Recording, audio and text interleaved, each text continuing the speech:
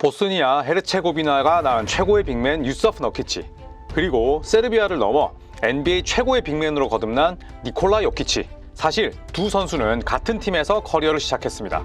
2014 NBA 드래프트 1라운드 16순위로 시카고 불스의 지명을 받은 너키치는 11순위로 덴버 너게츠의 선택을 받은 덕 맥더밋을 원했던 시카고 불스와 트레이드를 통해 덴버 유니폼을 입고 NBA 커리어를 시작하게 됩니다.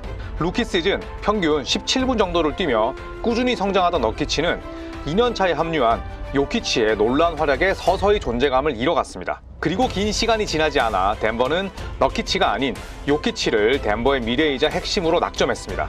두 빅맨의 공존보다 요키치에만 집중하기로 한 덴버는 다음 시즌 너키치를 포틀랜드로 트레이드했습니다.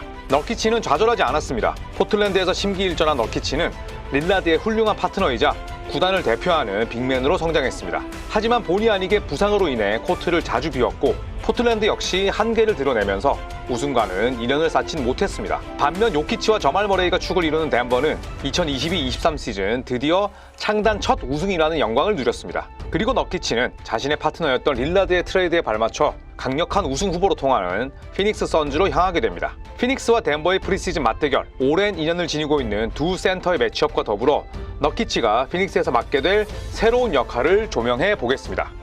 피닉스는 데빈 부커, 케빈 듀란트, 브래들리 빌을 내보내지 않기로 결정했습니다. 대신 새롭게 합류한 너키치, 그레이슨 앨런, 치메즈 매투가 빈자리를 채웠습니다. 반면 덴버는 마이크 말론 감독의 아버지 브랜든 말론이 세상을 떠나게 되면서 자리를 비웠는데요. 데이비드 아델만 코치가 감독 대행을 맡은 가운데 요키치, 머레이, 에런 고든, KCP 등 핵심 선수들을 선발 라인업에 그대로 자리시켰습니다. 경기 초반 양팀이 들고 나온 전술은 꽤나 지켜볼만 했습니다. 피닉스는 새로운 사령탑 프랭크 보일 감독이 지시한 움직임에 집중하는 모양새였습니다. 팁오프와 동시에 보겔 감독 특유의 색깔이 바로 나왔습니다. 같이 보실까요? 먼저 공격권을 가져오는 피닉스. 너키치의 오프볼 스크린을 받아 공을 잡은 앨런이 곧바로 오코기에 오프볼 스크린을 받은 너키치에게 공을 건넵니다. 너키치와 저스틴 할러데이의 미스매치를 만들려는 움직임이었는데요.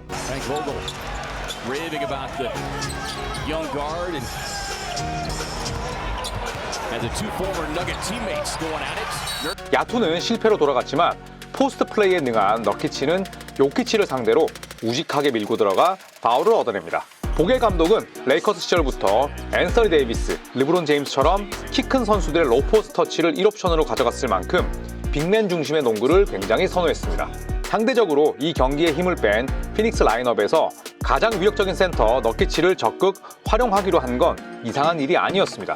다른 선수들 역시 너키치가 포스트업을 가져가는 반대 방향의 자리를 잡음으로써 충분한 공간을 제공하는 동시에 너키치에게 도움 수비가 간다면 패스를 받을 준비를 하고 있습니다. 이러한 장면은 이후에도 똑같이 연출됩니다. 아까와 비슷해 보이는 득점 장면이지만 차이점도 있습니다. 공을 들고 있는 너키치 이외에 4번 치메즈 매투와 8번 그레이스 앨런의 움직임을 보시면 됩니다.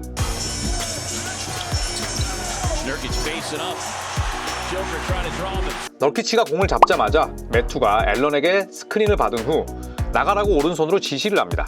이때 너키치가 1대1을 가져갈 것 같으니 스크린을 가다가 빠르게 반대로 빠집니다.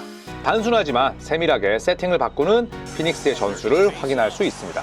반면 덴버는 감독의 부재에도 불구하고 그들이 잘해왔던 농구를 보여주며 경기의 균형을 맞췄습니다. 고든이 공을 잡고 있고 요키치와 머레이가 뿔 모양의 혼즈 셋업으로 서 있는 형태입니다.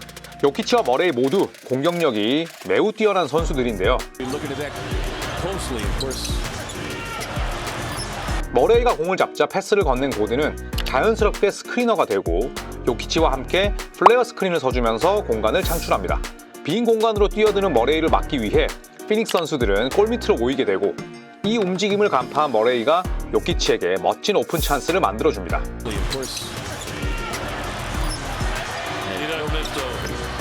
들어가진 않았지만 덴버 특유의 연계가 잘 드러난 장면이라고 볼 수 있겠습니다. 다음 장면은 요키치의 뛰어난 농구 IQ를 볼 수 있는 장면입니다. 함께 보실까요?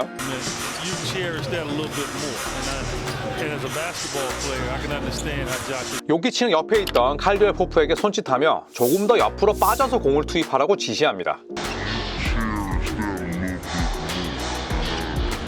그리고 머레이는 요키치가 가는 동선에 가만히 서 있다가 순간적으로 탑으로 이동해 도움 수비 역할을 하는 조시 오코기를 밖으로 빼냅니다. 순간적으로 너키치와 요키치의 1대1 상황이 발생했고 기술이 뛰어난 요키치가 가볍게 득점합니다. 간단하지만 뛰어난 BQ가 돋보이는 플레이였습니다. 이후 양팀 센터는 2쿼터에 다시 맞붙었습니다. 2쿼터 8분을 남기고 투입된 요키치. 피닉스는 기다렸다는 듯이 다음 포지션에서 너키치를 투입했습니다. 먼저 활약한 쪽은 너키치였습니다. 앨런의 쇄도를 잘 체크한 너키치. 이후에도 올코기에게 훌륭한 드라이브 찬스를 연결해줍니다. 만약 림으로 돌진하는 선수가 듀란트나 부커라면 너키치의 패싱 센스는 더욱 빛날 수 있을 겁니다. 요키치도 이에 질세라 고든과의 기브앤고를 통해 너키치로부터 엔드원을 만들어내는 데 이어 레지 잭슨에게 기가 막힌 어시스트를 건넵니다. 이를 의식했을까요? 너키치는 요키치를 만날 때마다 주저하지 않고 포스트업을 시도했습니다. 물론 보겔 감독의 지시사항이 있었겠지만 상대에게 지지 않겠다는 너키치의 의지가 확실하게 드러나는 장면이었습니다. 이후 두 센터들 사이에 더 이상 불꽃은 튀지 않았습니다. 3쿼터가 되면서 양팀 모두 주전을 빼면서 경기는 느슨하게 흘러갔습니다. 최종 스코어는 115대 107, 덴버의 승리로 끝났지만 서부 컨퍼런스 선두를 다툴 두 팀의 센터는 결과와 상관없이 아주 치열했습니다. 과연 너키치와 요키치는 더 높은 무대에서 서로를 마주할 수 있을지, 그때 웃는 승자는 누구일지 벌써부터 궁금해집니다.